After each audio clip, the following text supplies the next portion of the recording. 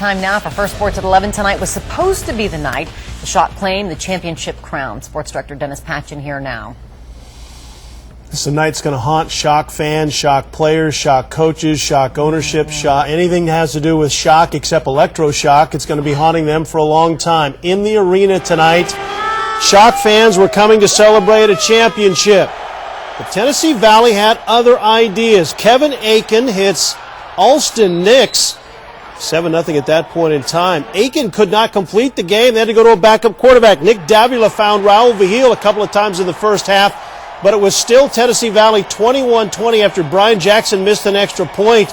Then Tony Costin came in, and this guy came off the bench and had an unbelievable game. Hits Nix in the back of the end zone, and we were trading touchdowns in the second half of play. Davila found Kelvin Dickens twice late in the game. His 2 touchdowns tied the game at 48. We went into overtime. The Shock scored. So did Tennessee Valley, but they went for 2 in the win. High stakes, and Colston runs it in. Tennessee Valley is the champion, and the Spokane Shock are left to wonder exactly what happened as the gamble to go for 2 pays off. One of the biggest upsets in AF2 history. We take you back to the arena now for more with the Shock. It's a little quieter. Ben Kaplan in the middle of the noise on what was the quietest ending, Ben, to a football game I think I've ever seen. Yeah, Dennis, it was definitely an ending that most Shock fans didn't see. In fact, this is part of what's left of that post-game celebration.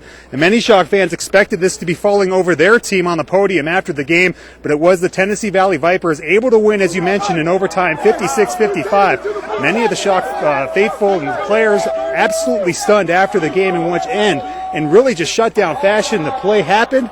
Everybody was celebrating, but just for the wrong team, and the Shock know that they put everything they could out on the field tonight. It just wasn't quite enough.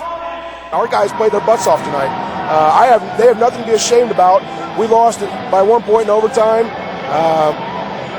It stinks to lose, but you're not going to win them all. We came out and played hard tonight, but not well enough to win. It's one of those things where you got the 2 best teams in the AFL, and you know, we knew they had a good team that's coming in here, and you know, we made some mistakes early, and you know, just hats off to them. I can't, you know, there's nothing much you can say besides, you know, I mean, overtime game, what more can you ask for?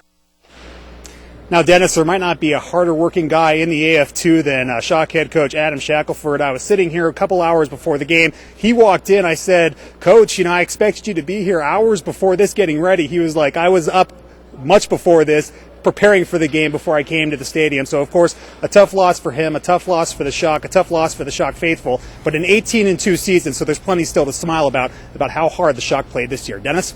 All right, Ben, we'll have more coming up later in sports from the Yabut game. Great season. Yeah, but we didn't win the championship is what Shock fans are going to be saying.